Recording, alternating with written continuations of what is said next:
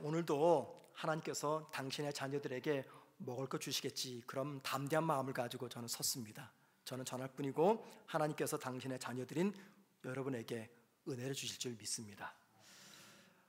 사람들이 끔찍한 죄를 범하면요, 우리가 이런 말을 씁니다. 어떻게 인간의 탈을 쓰고 짐승만도 못한 짓을 범할 수 있는가? 그런 말을 종종 합니다. 여러분 그런 말 자주 들어보죠? 그런 말을 자주 하지 않으면 참 좋겠습니다. 그런 말을 한다는 것은 내 삶에 아픔이 찾아왔다는 거예요. 근데 주변에서 그런 말을 참 자주 듣습니다. 어떻게 인간의 탈을 쓰고 짐승만도 못한 짓을 하는가? 또 이런 말 하죠. 어떻게 인간의 양심을 가지고 그런 짓을 할 수 있을까? 그러면서 이런 말을 씁니다. 양심에 화인 맞았다. 양심에 화인 맞았다. 이런 말을 씁니다. 그런데 여러분, 성경에도 이와 유사한 말이 있습니다. 악을 범하는 인간의 양심의 상태에 관해서 그 양심이 화인 맞았다라고 말합니다. 디모데전서 4장 2절입니다. 이렇게 말합니다. 자기 양심이 화인을 맞아서 외식함으로 거짓말하는 자들이라. 누가 거짓말한다고요? 양심에 화인 맞은 사람, 양심이 병든 사람, 이런 사람들이 눈 껌뻑 한번 하지 않고 거짓말을 밥 먹듯이 한다는 겁니다. 여러분, 여기 양심이 화인 맞았다, 이게 무슨 말일까요? 인두로 양심을 찢어가지고 양심의 신경이 마비되어서 양심을 느끼지 못하는 상태가 되었다, 이 말입니다. 양심을 느끼지 못하니까 뻔뻔하게 거짓말하고, 양심에 느끼지 못하니까는 악을 범하고, 양심을 느끼지 못하니까 누군가를 괴롭히고 인간의 탈을 쓰고 짐승만도 못한 짓을 하고 있다, 그 말입니다. 그래서 자기가 지은 죄가 죄인 줄을 알지 못합니다. 죄를 지어도 뉘우치지도 않고 후회하지도 않고 회개하지도 않습니다. 누가요? 양심에 화인 맞은 사람들, 그 이야기를 하고 있습니다.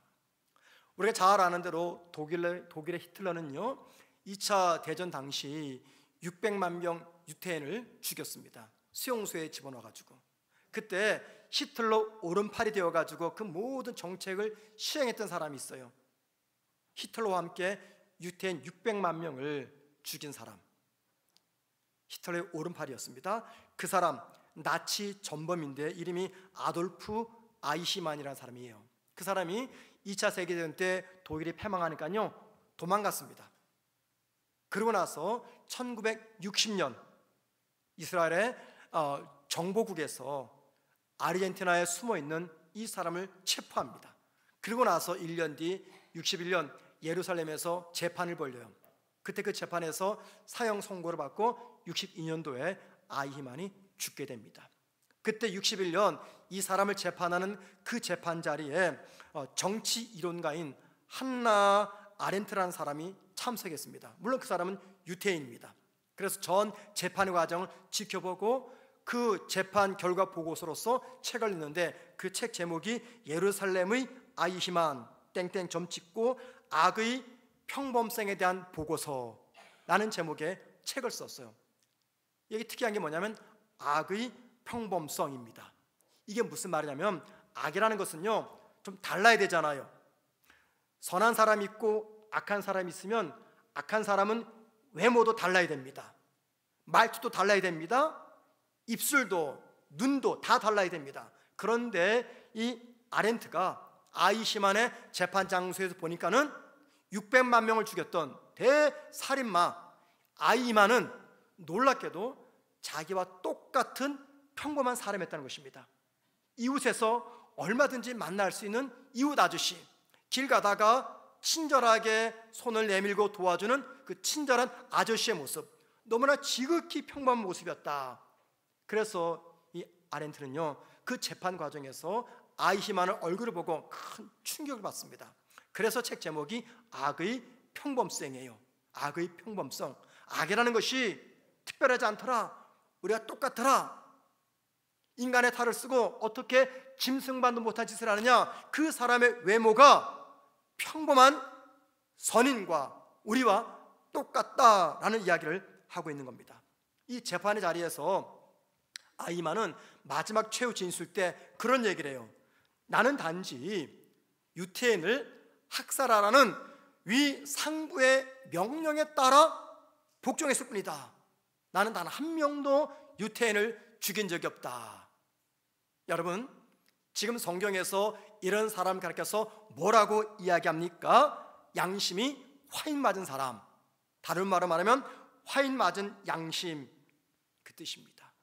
그래서 양심이 화인을 맞으면요, 도덕과 윤리는 심각한 부패와 타락으로 이어지게 됩니다. 여러분, 우리 사회가 직면한 가장 심각한 문제가 무엇일까요? 정치의 문제입니까? 남북의 심각한 대립입니까? 경제적 문제입니까? 지역 갈등입니까? 어떤 문제입니까? 우리나라가 직면한 가장 심각한 문제, 그 어떤 때보다 가장 심각한 문제, 그게 뭘까요? 그것은 바로요, 이 도덕성의 회복의 문제입니다. 우리나라가 직면한 가장 시급한 과제 중 하나가 바로 이 도덕성의 회복입니다. 이 도덕성의 회복은요, 언제 이루어집니까? 양심이 회복이 될 때. 그래서 도덕성의 회복은 곧 양심의 회복으로 이루어진다라는 겁니다.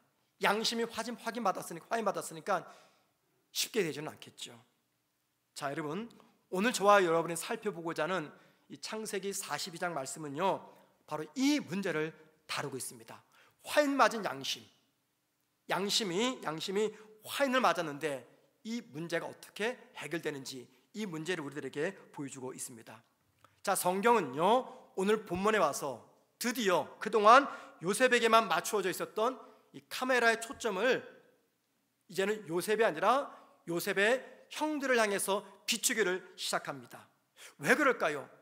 우리가 생각할 때 요셉의 이야기의 주인공은 요셉인데 왜 요셉을 향해서 비췄던 카메라 렌즈가 요셉의 형들에게로 향하고 있냐라는 겁니다. 그 이유가 있습니다. 요셉 이야기는요, 불행한 운명에 빠졌던 한 어린 소년의 눈물 어린 성공담이 아니기 때문입니다. 만약에 요셉의 이야기가 그런 이야기였다면, 한 어린 소년이 불행을 딛고 성공한 성공 스토리라면요, 요셉에 관한 이야기는 어디에서 끝나야 되는 겁니까? 요셉이 총리가 되고 결혼을 하고 아들을 낳았다, 그리고 행복하게 살았다, 이러고 끝이 나야 돼요. 이게 해피엔딩으로. 그런데 여러분, 요셉의 이야기가 그렇게 끝이 납니까?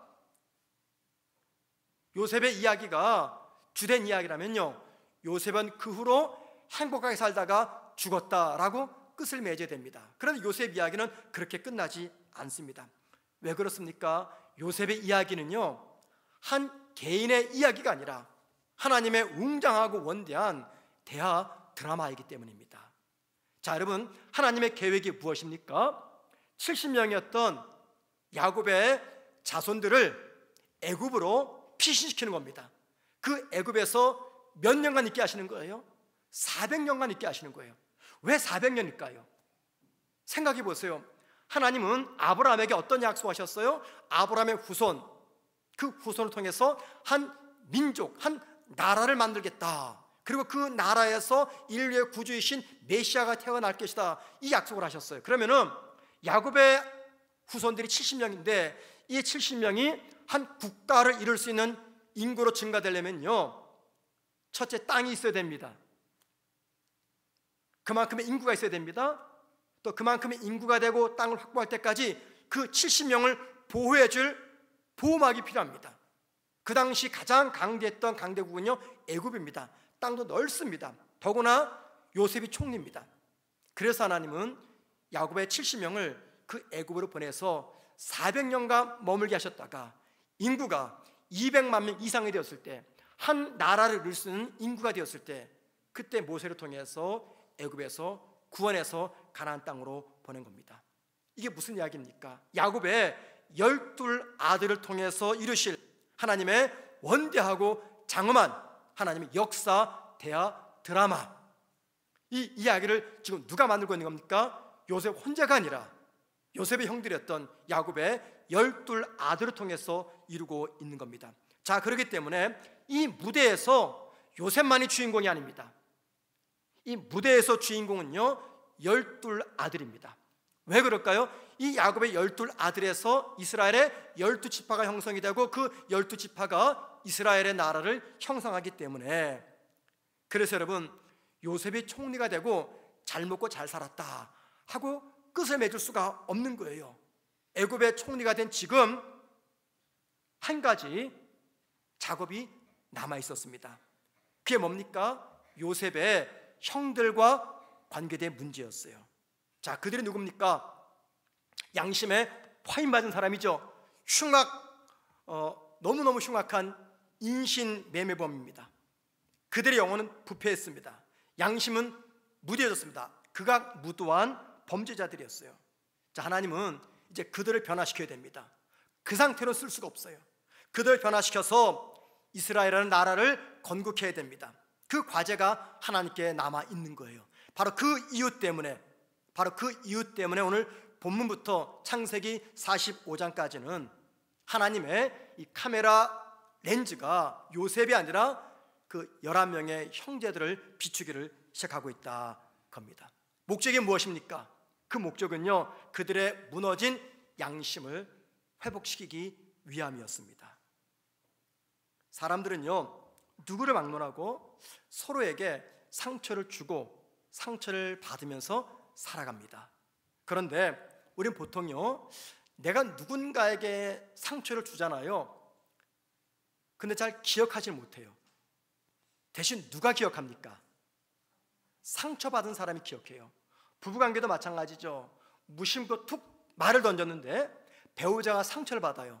그러면요 말한 사람은 이게 상처가 될 말인지 아닌지 몰라요. 말을 들은 사람은 이게 상처임을 느낍니다. 상처를 받은 사람은요 받은 상처에서 벗어나지 못하고 과거 아픔에서 벗어나지 못합니다. 제가 얼마 전에 말씀드렸죠.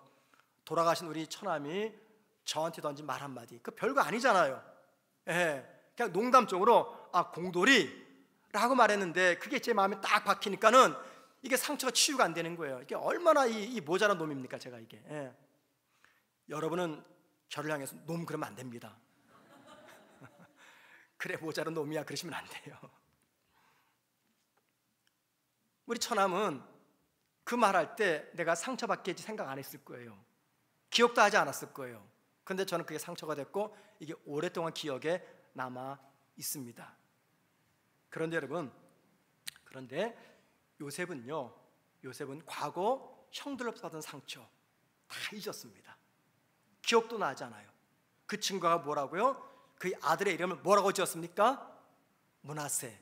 뜻이 뭐라고요? 하나님이 다 잊게 하셨다. 하나님의 은혜를 받고 보니까 과거 형들께 받은 그 모든 상처가 싹 지워지고 기억조차 나지 않는 거예요. 그런데 여러분, 보통의 경우는요 상처를 준 사람은 그 상처를 기억하지 못하는데 요셉의 형들은 달랐습니다. 상처를 기억하지 못하는 게 아니라 스스로 묻어버리는 거예요. 그래서 요셉을 만나서 요셉과 대화하는 그 과정 속에서 요셉을 노예 상인들에게 팔았던 과거의 그 아픈 상처가 그들의 마음속에서 다시 일어나기를 시작했다 그 말입니다. 자, 여러분 물어볼게요. 상처를 받은 사람과 상처를 안겨준 사람 중에 누가 더 마음에 상처가 크게 남아있을까요? 상처를 준 사람일까요? 상처를 받은 사람일까요?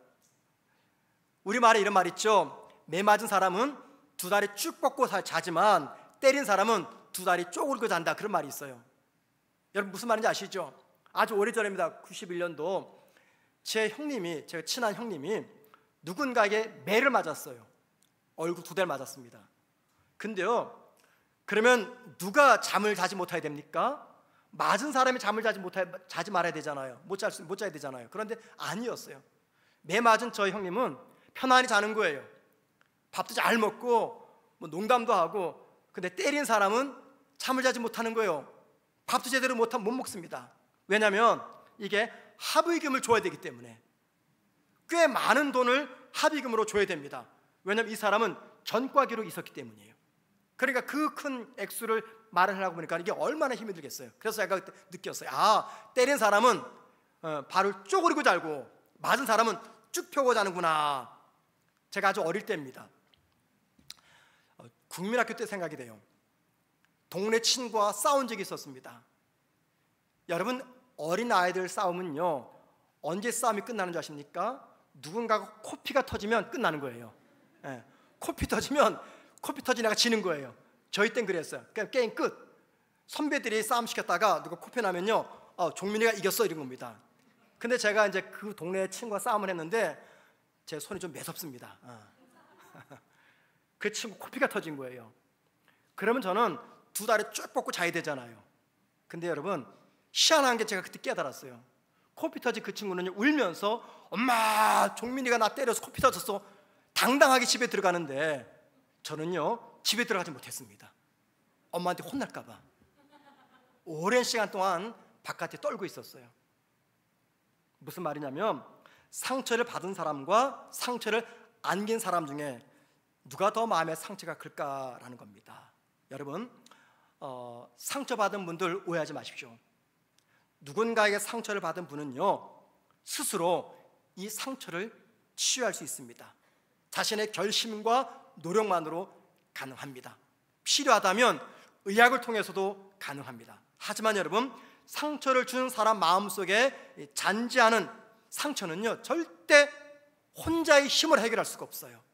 내가 누군가에게 상처를 줬잖아요. 내 마음속에 잔재하는 상처가 있습니다. 이 상처 내 노력만으로, 내 의지만으로 해결할까요? 절대 그럴 수 없어요. 언제 상처가 치유됩니까?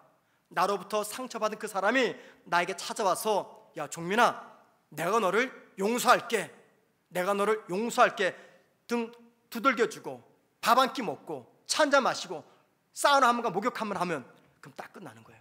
그럼 그때 비로소 내 마음에 남아있는 이 잔재한 상처가 다 치유가 되는 겁니다.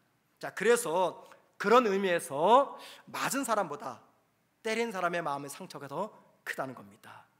여러분, 본문은 요셉에게 상처를 주었던 이 형들의 내면에 상처가 있잖아요. 이 상처가 어떻게 치유되었는지를 보여주는 이야기입니다. 우리는 오늘과 다음 주 계속해서 그런 과정을 추적해 볼 거예요. 먼저 여러분 1절 보시기 바랍니다. 1절에 보면요, 그때라는 말로 시작합니다. 그때, 이게 무슨 말이냐면 그동안 22년의 세월이 흘렀다, 그 말입니다. 왜 22년일까요? 보세요. 요셉이 형들에 의해 팔려와서 애굽에서 노예와 종으로 살았던 시간이 몇 년이었어요? 13년입니다. 13년째 총리가 되었어요. 자, 그리고 나서 7년 동안 뭐가 왔습니까? 풍년이 왔어요. 20년이죠. 자, 그리고 나서 흉년이 2년 지났어요. 그 증거를 볼까요? 창세기 45장 11절입니다. 창세기 45장 11절인데요, 처음에 한번 첫 부분만요. 이렇게 말합니다. 흉년이 아직 5해가 있으니, 흉년이 아직 5해가 있으니, 이게 무슨 말입니까? 7년 흉년 중에 몇 년 지나간 거예요? 2년 지나간 거예요. 그러니까는 1절에서 그때라는 말은 지금 22년이 지나갔다, 그 말입니다. 무엇을 기준으로 해서요? 형들로부터 버림받았던 그때를 기준으로 해서 22년이 지나갔다라는 것을 알려줍니다. 여러분, 10년이면 뭐라 그러죠? 강산도 변한다, 그런 말 있잖아요. 강산이 2번 변한 22년이 채렀어요. 이게 너무너무 길고 장구한 세월입니다. 여러분, 이 22년 시간은요, 과거의 추억을, 그게 아픈 추억이든 나쁜 추억이든 묻어두기에 충분한 장구한 세월입니다. 여러분 중 22년 전 누군가에게 상처받은 것을 아직도 기억하는 분이 계십니까? 22년 전 상처받은 거 혹시 기억하세요? 기억하신다면 마음이 좁으신 분입니다. 상처가 크면 잊을 수가 없겠죠. 그런데 여러분, 22년쯤 되면요, 웬만큼 다 잊어버립니다. 형들은요, 요셉을 까마득하게 잊고 있었어요. 왜 그럴까요? 그들의 양심이 화인 맞았기 때문입니다. 형들은 화인 맞은 양심과 또 마비된 영혼을 가지고 지금 애굽으로 떠난 거예요. 그래서 여기 그때 그 말은 뭘 상징하냐면 화인 맞은 양심과 마비된 영혼을 가지고 이제 형들이 요셉을 만나러 애굽으로 떠난다, 이 이야기를 들려주고 있는 겁니다. 자, 1절 말씀 보면은요, 야곱이 고향 땅 헤브론에서 아들들을 막 질책합니다. 왜 질책하냐면 지금 기근 때문에 양식이 없어 다 굶고 있는데 왜 너희들은 아무것도 하지 않느냐 하면서 막 야단을 치는 거예요. 뭔가 해봐라, 음식 구해봐라 하면서 2절에서 이렇게 말합니다. 보세요. 우리를 위하여 양식을 사오라. 그러면 우리가 살고 죽지 아니하리라. 이 말씀은요, 당시 야곱의 가정의 상황이 얼마나 긴박한 상황을 보여줍니다. 무슨 말입니까? 야곱의 이 말은 사느냐 죽느냐 아주 절박한 상황임을 보여줍니다. 그래서 아들들이 양식을 구해오면 살 수 있고 구해오지 못하면 죽는다, 그 말입니다. 결국 요셉의 형들은요, 사느냐 죽느냐라는 문제 때문에 애굽을 갑니다. 여러분, 지금 그들은 헤브론에 살고 있습니다. 헤브론에서 애굽까지는요 400km예요. 여기를 차 타고 갑니까? 비행기 타고 갑니까? 걸어갑니다. 얼마나 걸릴까요? 이 광야길입니다. 적어도 3주에서 4주가 걸립니다. 그런데 야곱은 애굽에 음식이 있는 것을, 양식이 있는 것을 본 적이 없어요. 그냥 풍문으로 들었어요. 야곱의 아들들은 아버지가 풍문으로 들었던 그 말만 의지해서 그 먼 길, 왕복 2달 길을 힘겹게 걸어가게 된 겁니다. 이게 무슨 이야기냐면 그 정도로 지금 야곱의 집안의 상황은 심각한 상황이었다라는 겁니다. 여기 중요한 게 있습니다. 기근이라는 이 환경을 만나니까, 는 어쩔 수 없이 요셉의 형들은 애굽으로 갔다는 겁니다. 그리고 기근 때문에 찾아갔던 그 애굽에서 형들은 죽은 줄만 알았던 동생 야곱을 만나게 됩니다. 그리고 그 만남을 통해서 그동안 꼭꼭 숨겨두었던 그 끔찍한 죄를 떠올리게 됩니다. 그리고 마침내 기근을 피해서 야곱의 가족 70명은 애굽으로 이주하게 됩니다. 그리고 야곱의 후손들은요 400년간 그 애굽 땅에서 한 국가를 이룰 수 있는 인구가 될 때까지 애굽에서 정착을 합니다. 자, 여러분, 이제 중요한 대목입니다. 우리가 여기서 뭘 발견할까요? 이겁니다. 하나님이 인간을 깨우치실 때, 하나님이 인간을 변화시키실 때, 하나님이 당신의 주권과 뜻을 성취하실 때 사용하는 가장 대표적인 방법, 하나님이 저와 여러분을 변화시키고 깨닫게 하시고 나를 향한, 이 시대를 향한 당신의 뜻과 계획과 섭리를 성취하기 위해서 사용하시는 대표적인 도구, 그게 있다는 겁니다. 공교롭게도요, 오늘 설교와 이번 주 설교가 오버랩이 됩니다. 같은 주제입니다. 하나님께서 저와 여러분을 변화시키고 하나님께서 당신의 뜻과 섭리와 주권을 일으키기 위해서 사용하시는 도구 3가지가 있는데 그 3가지 중에 2가지는 주일날 말씀드리고 중복되기 때문에 오늘 그 한 가지를 말씀을 드리려고 합니다. 여러분, 그게 뭘까요? 인간을 깨우치실 때, 인간을 변화시키실 때, 하나님의 주권과 뜻을 성취하실 때 사용하시는 대표적인 방법, 저와 여러분에게 지금도 쉬지 않고 사용하시는 방법, 그게 뭘까요? 환경이라는 방법입니다. 환경. 하나님이 당신의 뜻과 섭리를 성취하기 위해서 사용하시는 대표적인 도구가 환경이라는 도구입니다. 또한 우리를 변화시키기 위해 사용하시는 대표적인 도구가 환경입니다. 하나님은요, 이 땅의 모든 사람들, 특별히 당신을 아버지라 섬기는 성도들을요 반드시 환경을 통해서 변화시키고 환경을 통해서 깨우치십니다. 이때 하나님이 사용하시는 환경은요 2종류의 환경이 있어요. 첫째, 좋은 환경이 있고요, 2번째, 나쁜 환경, 다룰 말로 말하면 곤경이라는 환경입니다.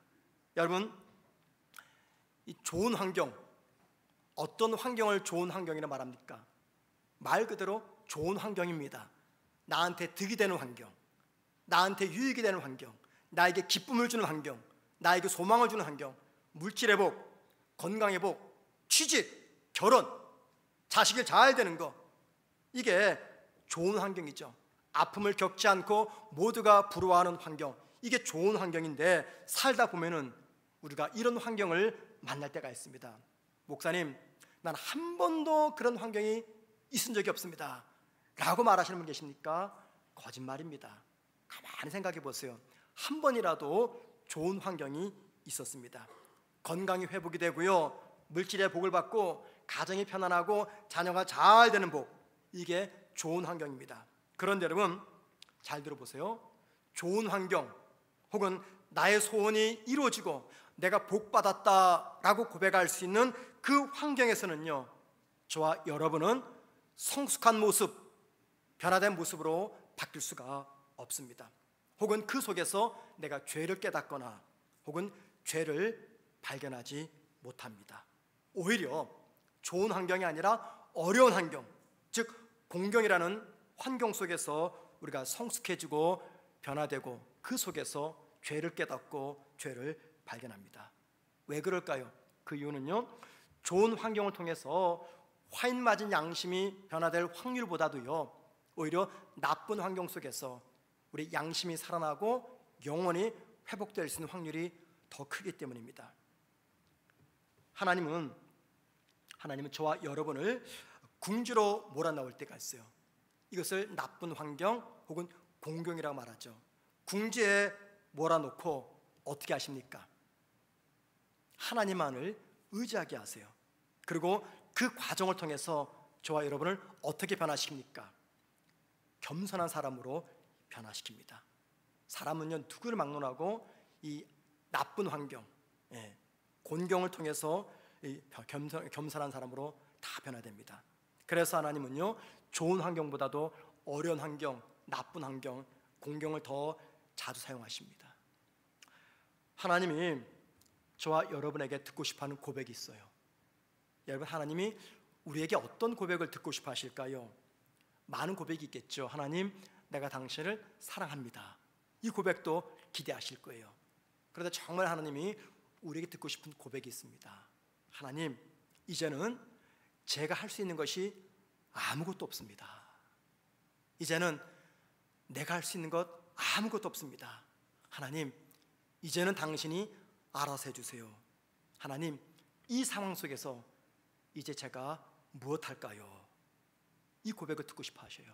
그럼 여러분, 저와 여러분이 이 고백을 언제 할까요? 좋은 환경을 만났을 때가 아닙니다.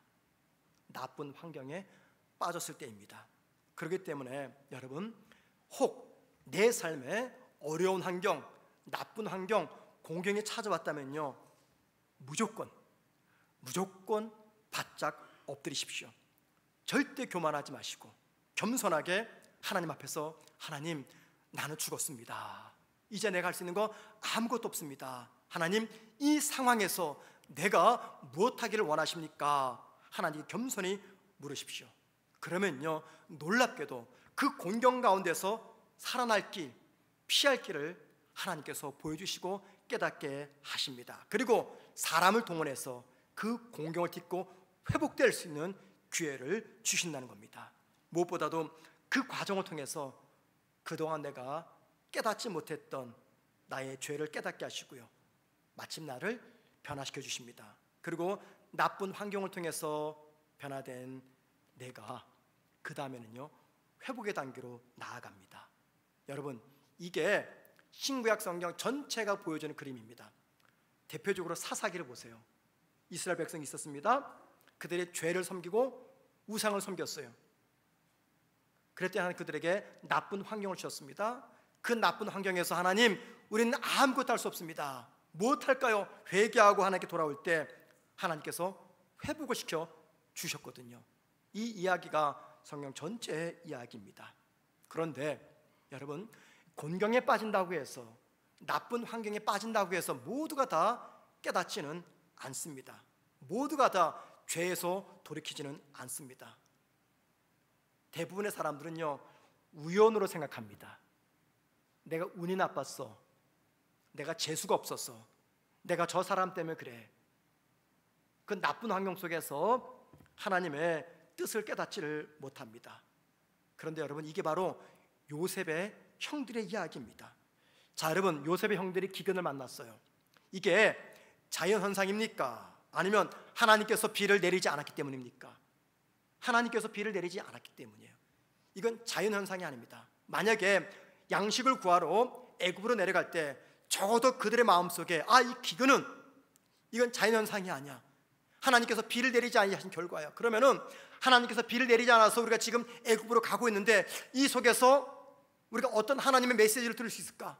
하나님께서 왜 우리에게 이 고난을 주셨을까? 하나님은 왜 우리를 애굽까지 가게 하셨을까? 하나님은 왜 우리 가정에, 우리 인생에 나쁜 환경을 주셨을까? 단지 우연이 아니라, 자연현상이 아니라 하나님의 섭리요 주권이라는 믿음이 있었다면요, 그들은 적어도 출발할 때부터 새로운 각오로, 새로운 마음으로 하나님의 일하실 것을 기억하면서 애굽 땅으로 갔을 거예요. 그런데 그들은 그런 생각하지 않고 투덜대면서 우연, 자연현상이라고 생각해서 애굽으로 내려갔습니다. 여러분, 이게 요셉의 형들만의 문제입니까? 잘 들어보세요. 저와 여러분도 그럴 때가 많다는 겁니다. 하나님께서 곤경을 통해서 우리를 깨닫게 하십니다. 그런데 이걸 모를 때가 너무나 많아요. 왜 그런지 아십니까? 나쁜 환경, 곤경 그 자체에다만 내가 시선을 고정시키기 때문이에요.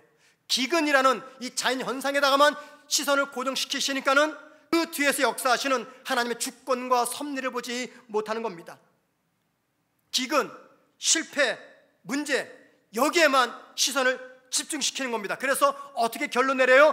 이거는 우연이야, 이건 나의 실수야, 이건 누군가의 잘못 때문이야, 내가 운이 나빠서야, 이렇게 생각을 하지 그 속에서 나타난 하나님의 일하심, 하나님의 주권과 뜻을, 계획을 보지 못한다, 그 말입니다. 이게 무슨 말입니까? 내가 지금 영적인 바른 시력을 상실했다, 그 말입니다. 내가 지금 영적인 통찰력을 잃어버렸다, 그 뜻이에요. 영적인 바른 시력을 상실하면은요, 이 곤경이라는 이 환경 그 자체만 시선을 고정시키지 하나님께서 이 일을 통해서 무슨 일을 하실까, 여기에는 관심을 두지 않는다, 그 말입니다. 그렇기 때문에 여러분에게 제가 신앙의 권면을 드립니다. 부탁과 함께, 자, 우리 삶에 곤경이라는 나쁜 환경이 찾아왔어요. 그게 뭐냐면요, 사업의 실패, 직장의 위기, 건강의 위기, 금전적 손실, 억울한 누명, 이 많은 나쁜 환경이 찾아왔어요. 자, 여러분, 제일 먼저 뭐 하시겠습니까? 어떤 기도 하시겠어요? 이 기도죠. 하나님, 내가 지금 인생의 시련을 만났습니다. 이거 해결해 주세요. 물질의 문제, 건강의 문제, 자식의 문제, 집안의 문제, 사업의 문제, 하나님 해결해 주세요. 이게 우리 입에서 나오는 1차적 반응입니다. 그런데 여러분, 이거 해주세요, 저거 해주세요, 상황으로부터의 도피가 아니라 어떤 기도 하셔야 됩니까? 이 상황을 내가 신앙의 관점으로, 믿음의 관점으로, 하나님의 시선으로 바라볼 수 있는 영적인 시간, 영적인 통찰력을 주옵소서라고 기도하셔야 됩니다. 그런데 정작 공경을 만나면요, 이게 쉽지가 않아요. 이게 쉽지가 않습니다. 거기까지 나아가면요, 문제는 해결된 거 다름이 없어요. 제가 최근에 목회에 큰 어려움을 겪고 있는 제 후배에게 참다 못해가지고 정말 큰맘 먹고 한마디 했습니다. 막 욕을 하거나 야단친 건 아니고 선배로서 제가 좀 조언을 해줬어요. 목회 문제를 만났는데 이걸 해결하기 위해 너무 인간적인 방법을 하는 거예요. 막 계산적으로 따지고, 뭐 숫자적으로, 뭐 교인들을 내 편, 이 편 구분하고. 제가 마지막으로 그랬어요. 목사님, 내가 다시는 이런 이야기 하지 않을 겁니다. 근데 잘 들어보세요. 내가 목사님보다 나이도 10년 이상 되고 목회도 오래 했으니까 조금이라도 경험이 있으니까 좀 들어보세요 하면서 제가 이 얘기했어요. 목사님, 모든 상황을 신앙의 눈으로 보세요. 하나님의 눈으로 보세요. 하나님께서 뭘 기뻐하실지 너무 인간적으로 계산하지 말고, 사람 의지하지 말고, 하나님의 관점으로, 신앙인의 관점으로 그 나쁜 환경, 그 상황을 지켜보세요. 기도했습니다. 여러분, 믿는 성도에게 이게 나쁜 환경을 만났을 때 정답이 아닐까요? 그런데 우리는 나쁜 환경을 만나면 그 상황에서의 도피를 위해서 해결해 달라고 이 기도가 먼저 나옵니다. 나쁘다는 게 아니라 순서가 틀렸다, 그 말입니다. 하나님, 이 상황을 내가 신앙적 관점으로 볼 수 있는 영적인 통찰력을 주세요. 분별력을 주세요. 왜 내 삶에 이 아픈 환경이 찾아왔습니까? 혹시 여러분 가운데 지금 진퇴양난의 어두운 환경에서 힘들어하거나 두려워하는 분이 계십니까? 그 상황을 믿음의 관점으로 볼 수 있는, 하나님의 시각으로 볼 수 있는 영적 시력과 영적 통찰력을 구하시길 바랍니다. 내 자녀가 살아가는데 미래가 희망이 없어 보입니까? 저 자식 좀 뭐 했으지? 어떻게 제가 먹고 살아갈까? 두렵습니까? 여러분, 부모인 내 눈으로 보지 마시고 하나님의 관점으로 봐보세요. 자녀의 인생이 달리 보일 겁니다.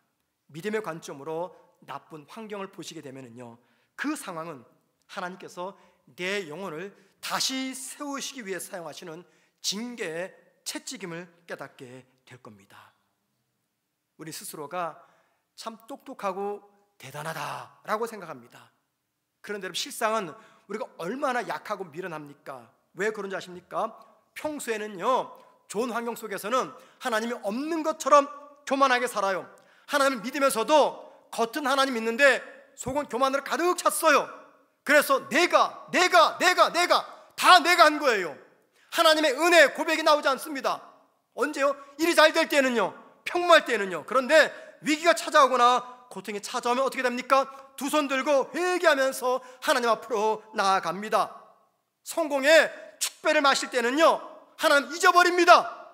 기억조차 하지 않습니다. 그런데 실패의 고배를 마실 때는 마침내 하나님을 찾아가는 그 너무너무 연약한 인생이 저와 여러분입니다.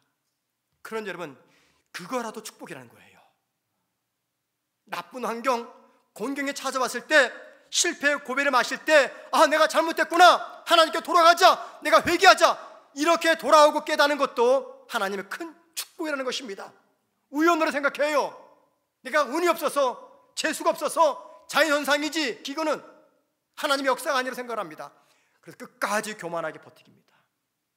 결국 힘 다 빠지고 지치고 상처받고 나중에 가서 하나님 앞에, 하나님 제가 회개합니다 라고 교만함을 깨트리고 하나님께 나오게 되죠.